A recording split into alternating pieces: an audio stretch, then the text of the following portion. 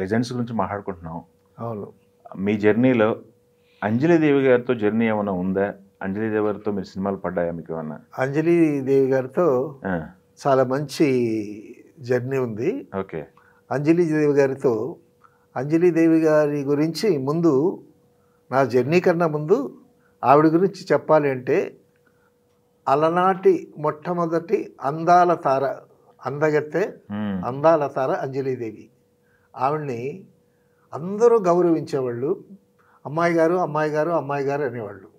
మన ఇంట్లో ఒక అమ్మాయిని ఎంత ప్రేమగా పలకరిస్తామో అంత ప్రేమగా పలకరించేవాళ్ళు అమ్మాయి గారని. ఆ వయసు కన్నా పెద్దవాళ్ళు కూడా, చిన్నవాళ్ళు కూడా, మధ్య వయస్సులు కూడా అమ్మాయి గారు, అమ్మాయి గారు అని పలకరించేవాళ్ళు. ఆమె కూడా చాలా ఆప్యాయంగా పిల్లల్ని ఎట్టయితే చూస్తుందో అంత చక్కగా ఆ నవ్వుతో, ఆ ప్రసన్నవదంతో పలకరిస్తుంది. నిజంగా అందాల తార. ఆవిడ అందం పక్కన పెడితే ఆవిడ వదనం, ఆవిడ ముఖం చాలా ప్రసన్న వదనం, చాలా పయస్సుగా, చాలా పవిత్రమైనటువంటి ఒక ఫీలింగ్ కలుగుతుంది ఆవిడని చూస్తే. అందుకే ఆవిడ మన సీతమ్మ తల్లిగా చాలా పేరు ప్రఖ్యాతులు గడించినటువంటి ఖ్యాతి ఆవిడది. సీతమ్మ అంటే అంజలిదేవి.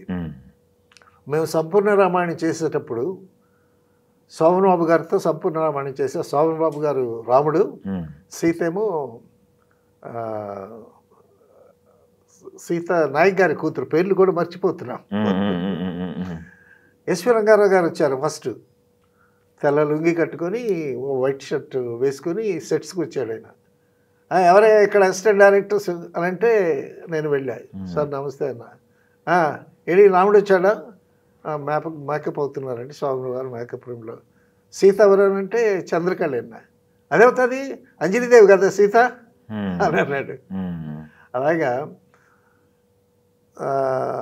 లవకుశ సినిమాని, సీత ప్రధానంగా ఉండేటటువంటి సినిమా, అటు లవకుశ సినిమాల్ని 11 సార్లు తీశారు ఎవరైనా సరే.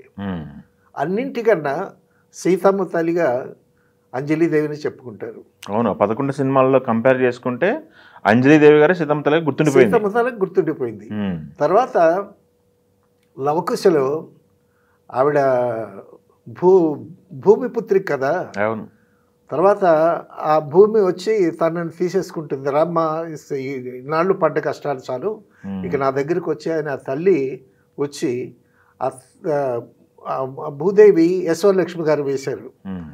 ఆవిడ వచ్చి ఆ భూమి చీలిపోయేటప్పుడు ఆ చీలికలో ఈవిడ కలిసిపోవటం అనేది చాలా అద్భుతంగా తీశారు. అది ఆ దృశ్యం చూస్తే మనకి కంటిన నీరు వస్తుంది. తర్వాత ఆ దృశ్యం అంజలిదేవి గారికి చాలా ఇంట్రెస్ట్ అంట.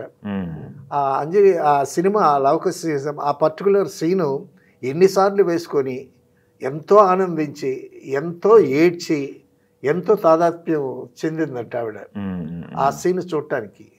సో శోభన్ బాబు గారు సంపూర్ణ రామాయణ సినిమా చేసేటప్పుడు ఆయన రూముకు తీసుకువెళ్ళి నన్ను ఏదన్నా ఒక పాట పాడమనేవాళ్ళు. అప్పుడు సందేహించకమమ్మ రఘురాము ప్రేమను సీతమ్మ, మిన్నే బిరిగిపడిన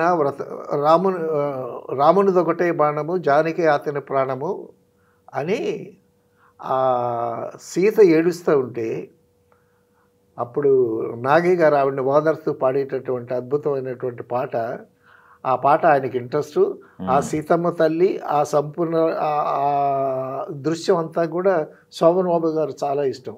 ఆ పాట విని ఆ సీత పాతివ్రత్యాన్ని తెలుసుకొని ఆయన మరీ ఆ పాట పాడించుకొని విని చాలా ఎంజాయ్ చేశాడు. అంజలిదేవి గారితో నేను కాలమారిందని ఒక సినిమా చేశాను. పల్లిపడితోని వాసిరాజ్ ప్రకాశం గారు తీశారు. ఆ 2 సినిమాలు చేశాను. సో ఆవిడ సెట్కి వస్తే ఒక పవిత్రమైన మూర్తి వచ్చినంత ఇదిగా ఉండేది. హడావుడి ఏం లేకుండా చాలా సింపుల్గా వచ్చి అందరితో చక్కగా నవ్వుతూ పలకరించేది. ఒక్క మాటలో చెప్పాలంటే అంజలిదేవి మన ఇంటిలో తల్లిలాగా, మన ఇంటిలో అక్కలాగా, మన ఇంటిలో వదినలాగా, మన ఇంటిలో చెల్లిలాగా ఉండేది. ఓకే. అయితే ఆవిడ వచ్చినటువంటి బ్యాక్గ్రౌండ్ మాత్రం చాలా గమ్మత్తుగా ఉంటుంది. పెద్దాపురంలో పుట్టింది ఆవిడ. ఓకే. పెద్దాపురంలో పుట్టింది.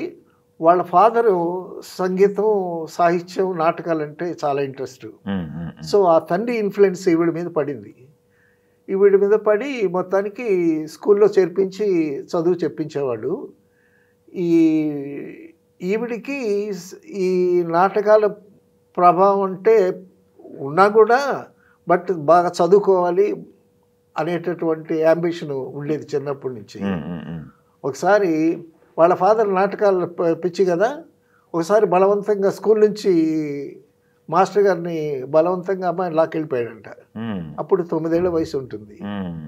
ఏంటి ఇట్లా లాక్కెళ్ళిపోతున్నాడు, క్లాసులో పిల్లలతో చక్కగా చదువుకుని సాయంకాలం పూట చక్కగా ఆడుకునేదాన్ని అనుకునేది ఆవిడ. సరే మొత్తానికి తీసుకొచ్చి ఈ విషయం ఏంటంటే అప్పుడు హరిశ్చంద్ర నాటకం ఆడుతున్నాడు. నాటకాలు వేయటం, నాటకాలు ఆడించటం అంజనీ దేవి గారి తండ్రి పని. ఆవిడ పేరు అప్పుడు అంజనీదేవి కాదు, అంజనీ కుమారి. ఓకే. అంజనీ కుమారి అప్పటి వరకు. ఇండస్ట్రీకి వచ్చిన తర్వాత అంజనీదేవి అని సీపులయ్య గారు అమ్మాయి పేరు మార్చారు. సరే తీసుకొస్తే అప్పుడు ఏంటంటే హరిశ్చంద్ర నాటకంలో లోహదాస్యుడు వేషం వేసేవాడు వాడు రాకపోయేసరికి అప్పుడు గబుక్కున లోహితాస్యుడు వేషానికని 2 రోజులు ఒక ట్రైనింగ్ ఇప్పించి తన చేత లోహితాస్యుడు వేషం వేశారు. ఓకే. వేయించారు. అప్పుడు లోహితాస్యుడు అంటే బాలుడు కదా, అప్పుడు ఏం చేశారంటే బలవంతంగా ఈ అమ్మాయికి హెయిర్ కట్ చేయించి జుట్టంతా జడంతా తీయించేసి, ఏడుస్తున్న జుట్టంతా తీయించేసి మగ పిల్లలకి తయారు చేసి లోహితాస్యుడు వేషం వేయించారు. ఆ లోహితాస్యుడు వేషం వేసి లోహితాస్యుడు తర్వాత చనిపోతాడు కదా, అలాగే పడిపోయి ఆవిడ నిద్ర కూడా పోయిందంట. తర్వాత లేపి ఆవిడని తీసుకొచ్చారు. అటువంటి నేపథ్యం నుంచి తర్వాత నాటకాల మీద, సంగీతం మీద, నృత్యం మీద ఈవిడ కొంచెం బాగా రాణిస్తుందని గమనించినటువంటి తండ్రి ఆవిడకి నృత్యం నేర్పించాడు. ఓకే. డాన్స్, స్వతహాగా డాన్స్ నేర్పించాడు. తర్వాత సంగీతం నేర్పించాడు. తర్వాత ఈవిడ వాటిలో చాలా ప్రతిభ కనబరుస్తుంది ఆ వయసులోనే. అప్పుడు కాకినాడ తీసుకొచ్చి కాకినాడలో యంగ్ మెన్స్ క్లబ్ అని ఒక మంచి సంస్థ, ఆ సంస్థ నుంచే ఎస్వి రంగారావు గారు, హరనాథు, తర్వాత పెద్ద వాళ్ళందరూ వచ్చారు. Kakinada young men's happy club. అది ఇప్పటికీ చాలా పెద్ద సంస్థగా వెలుగొందింది. ఎంత పెద్ద సంస్థ అంటే అది 100 years దాటింది ఆ సంస్థ వెలిసి. అందులో మ్యూజిక్, డాన్సు, నటన, నాటకాలు వీటన్నిటికీ శిక్షణ ఇచ్చేటటువంటి ఒక మంచి కేంద్రంగా తయారైంది. తర్వాత అక్కడ రెసిడెన్స్ స్కూలు, అదే స్కూల్లో చదువు చెప్తారు. తర్వాత ఈ యాక్టివిటీస్, ఈ ఆర్ట్స్ అన్ని నేర్పిస్తారనమాట. అక్కడ ఆదినారాయణరావు గారు సంగీతం నేర్పిస్తూ ఉండేవాడు పిల్లలకి. ఓకే. ఓకే. ఆదినారాయణరావు గారు, ఆదినారాయణ అంటే అంజలిదేవి గారి భర్త ఆదినారాయణరావు గారు. ఆయన హార్మోని వాయించడమే కాకుండా సంగీతంలో ప్రవేశం కాకుండా నటనలోను, తర్వాత స్క్రిప్ట్ రైటింగ్లోను, వీటన్నిటిలో కూడా అక్కడ జరిగేటటువంటి కార్యక్రమాల్లో బాగా యాక్టివ్గా పాల్గొంటుండేవాడు. సో ఈయనలో మ్యూజిక్లో పెద్ద దిట్టైనా సరే మిగతా యాక్టివిటీస్లో కూడా, మిగతా కళల్లో కూడా ఈయన పాలు పంచుకుంటూ అక్కడ పిల్లల అభివృద్ధికి తోడ్పడుతుండేవాడు ఆదినారాయణరావు గారు. ఆ ఆదినారాయణరావు గారి దగ్గర తీసుకెళ్ళి ఈ అంజనీ కుమార్ని పెడితే ఆవిడ బాగా నేర్చుకుంటుంది, బాగా ఫైల్లోకి వస్తుంది. తండ్రికి ఇంట్రెస్ట్ కదా నాటకాలు, సంగీతం, సాహిత్యం అంటే. అప్పుడు ఆదినారాయణరావు గారు దగ్గర ఇంట్లో ఒక పిల్లలాగా పెట్టారు. ఆదినారాయణరావు గారే అంజనీ కుమార్ని తన ఇంట్లో పెట్టుకుని తన బిడ్డలాగా చూసుకుంటూ ఆవిడికి సంగీతం, సాహిత్యం మీద అభిలాష, నటన అవన్నీ నేర్పాడు అనమాట. సో ఆ నేర్పడంతో ఒక గురుభావం, ఆయనంటే ఒక దేవుడు నాకు ఇన్ని నేర్పించాడు అనేటట్టు ఒక మంచి భావన ఏర్పడి ఈవిడికి సంబంధాలు చూస్తుంటే నాకు సంబంధాలు వద్దు, నేను మాస్టర్ గారిని చేసుకుంటాను అంది ఓకే.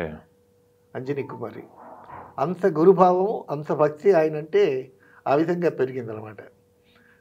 మన పురాణ గ్రంథాల్లో కూడా చూస్తూ ఉంటాము, గురువును ప్రేమించినటువంటి శిష్యురాలు కూడా ఉన్నది. అది ఆ భావనతో నేను ఆయన్నే పెళ్లి చేసుకుంటానని ముందుకేస్తే ఇక తండ్రి వెళ్ళి వాళ్ళని సంప్రదించి ఈ విధంగా మిమ్మల్ని చేసుకుంటానంటుంది అని అంటే ఆయన కూడా కన్విన్స్ అయ్యి పెళ్ళి చేసుకున్నారు. పెళ్లి చేసుకున్న తర్వాత నాటకాలు ఆడుతూ అంజలీదేవికి 2 బిడ్డలు పుట్టారు, 2 కొడుకులు పుట్టారు. ఆల్రెడీ ఆదినారాయణరావు గారికి మ్యారేజ్ అయింది, ఆయన కూడా పిల్లలు ఉన్నారు. ఓ పెళ్ళి అయిపోయింది అప్పటికే పెళ్ళి అయిపోయింది. పెళ్ళైపోయి పిల్లలున్న వ్యక్తిని ఆయన్నే మళ్ళీ పెళ్లి చేసుకున్నారు. ఈవిడ ఆరాధించి భర్తగా పెళ్లి చేసుకుని భర్తగా స్వీకరించింది. పెళ్ళి అయిన తర్వాత ఆ 2 బిడ్డలతో ఫిలిం ఫీల్డ్కి ఎంటర్ అయింది.